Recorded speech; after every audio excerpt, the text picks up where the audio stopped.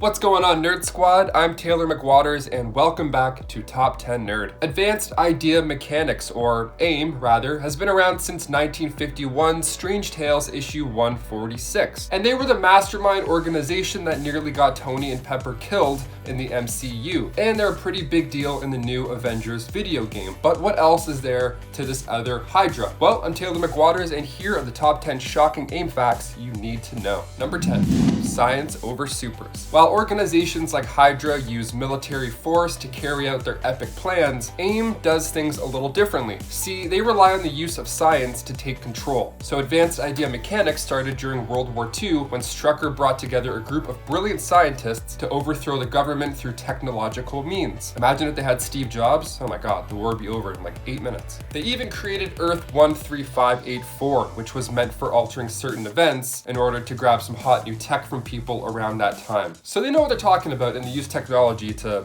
get done, basically. And before we go on to number 9, if you guys could go ahead and give us a thumbs up on this video, because it really does help the channel out quite a bit. You guys are the best. All right, now back to the list. Number 9, a quiet return. After the collapse of Hydra, the organization continued to grow on in some way. If there's a will, there's a way. The group of scientists that remained continued to grow as the years went by, getting stronger and smarter by the day. So these scientists made advances in all sorts of technology, be it robotics, bioengineering, physics, or bionics. So at this point, they all had to bump heads and make something out of all their progress. So they donned the name Advanced Idea Mechanics and kept the Hydra part just kind of on the low, on the back burner. We won't talk about that. So the group believed by the public to be this international cartel dealing with the development and marketing of new technological products. And they eventually started to work with the government to supply hardware and weaponry. But of course, there was them. Number 8, the division of them. Them, who I just referred to. Who is them? Who are they? Well, when S.H.I.E.L.D. defeated Hydra, AIM tried its hardest to get rid of Nick Fury as his position of director, right? Makes sense. This was led by a man named Bornog Royale. He just sounds like a cool James Bond villain, just right off the bat. So after the attempt failed, Fury decided to get even and expose AIM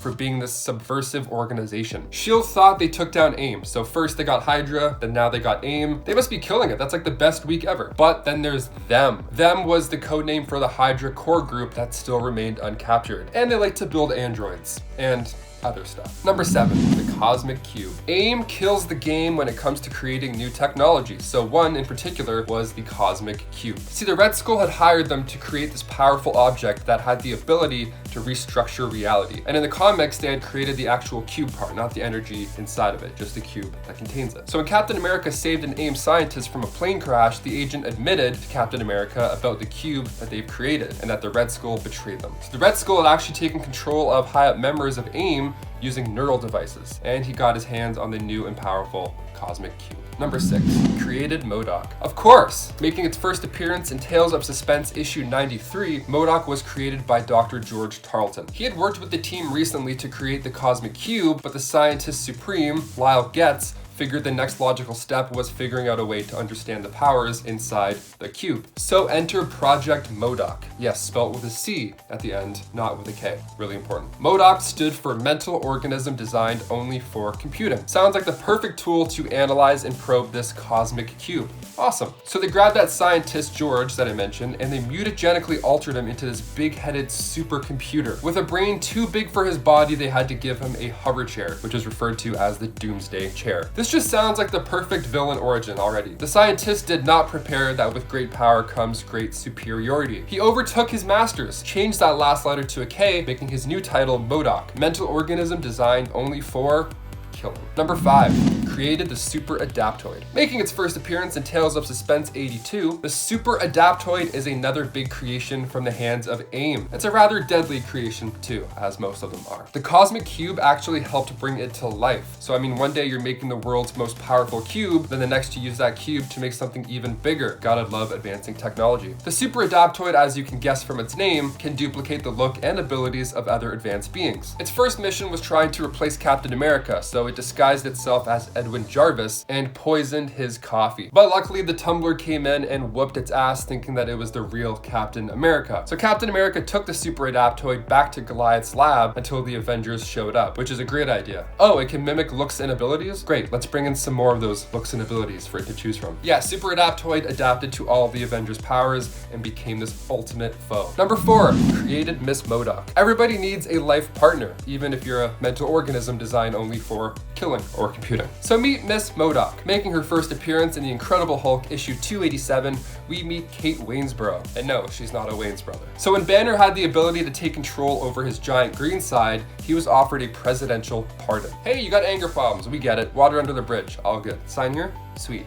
Get lost. So S.H.I.E.L.D. sent in this Kate Waynesboro to make sure everything with Banner was going swimmingly. The Recordosphere, which is a great name, was eavesdropping during all their time together. So Kate explains to Bruce that she can help with all this time lost from when he was the Hulk. So the Recordosphere snuck into her room to do some detective spear work. Turns out we got a spy on our hands.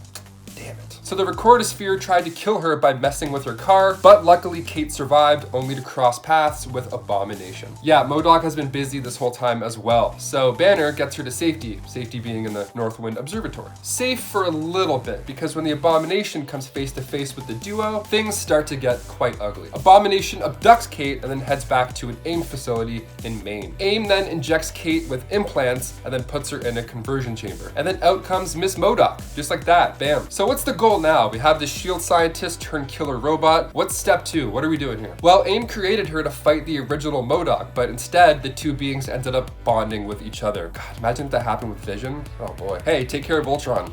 I kind of love Ultron. So she saw Modoc as an equal and even chose to wed him. Yeah, what a weird wedding that would have been. Don't worry, she changes her mind once Modoc brutally kills the Abomination. So she turned on him, and after that she was sent back into the machine, reverting her back to her human form. God, AIM has the most crazy weeks. This week at AIM, that's what I want to see, that show right there. Number 3.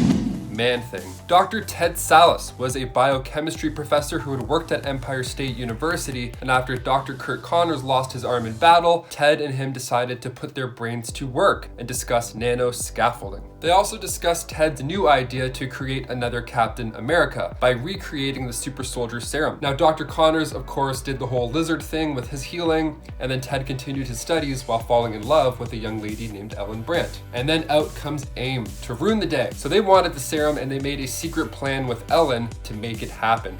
Traitor. So once he had completed the serum, he got everything memorized, like Walter White style, you know, it was all in here. And then he burnt the evidence, he burnt everything else. Ellen then led him into an AIM ambush, so he tried to get out of dodge, of course. So he injected himself with the serum before crashing into a swamp. Now, magical energies of a swamp, mixed with super soldier serum, plus Curt Connors regeneration serum, we got the ManThing. Way to go, AIM, you created a monster and all you had to do was ambush a guy at the perfect time. Even when you don't want to create cool stuff, you still create cool stuff. Gotta hand it to you. Number 2, brainwashed Miss Marvel. We pick up at a time where Carol Danvers had just gotten laid out by this monster named Grotesque. Now, at this point in the comics, she wasn't totally in control of her powers yet, which is a key factor here. So she gets buried in some rubble after losing this fight. And when she wakes up, she's greeted by Modoc, who was just thrilled to finally meet her. And at this point, he's not running the show at AIM. There were some disagreements and he left for a bit, you know, the usual. So he's currently residing on the West Coast, where he has a selection of AIM members that he's ruling, like a little secret club. In order to get back into ruling the big picture, he still needs the powers of Miss Marvel, thinking that the powers come from the Kree tech in her suit. So he steals her suit and makes his own Miss Marvel,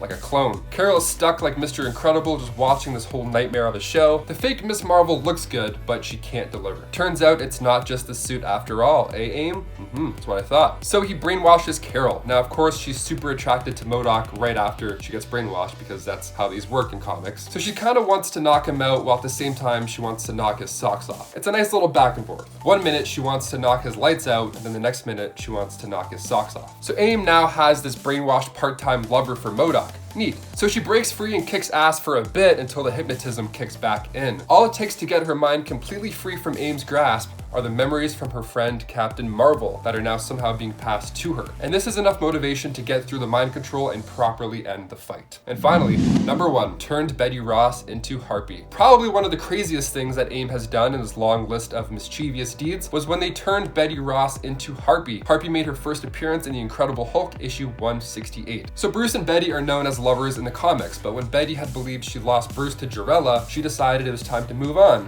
to Glenn, and they got married. Now at this time, Modoc was running the show with AIM again, so when Glenn was captured on a mission trying to save Thaddeus, Betty had assumed that he died and had a breakdown. So Modoc used this breakdown time to his advantage to get her company. What a jerk. And then the creation of Harpy happened. Her first mission was to find the Hulk and kill him. I crave his death, is how she words it. So she finds Bruce, the two battle it out a bit, making an absolute mess in the meantime. And when she's about to be crushed by the Hulk, she tells him to wait and then reveals that she's actually Betty. And then of course the fight stops. Bruce stops for a minute, and then Harpy knocks him clean out. Well guys, there you have it. Thank you so much for watching. Please drop a comment down below on what you think AIM has to do with WandaVision. They're referred to as the beekeepers in the comics. So could this mystery beekeeper just be an AIM employee who took the wrong exit? Let us know your thoughts and predictions down below. I'm Taylor McWatters. Stay home, stay safe, keep reading those comics, and we'll catch you in the next time. Peace.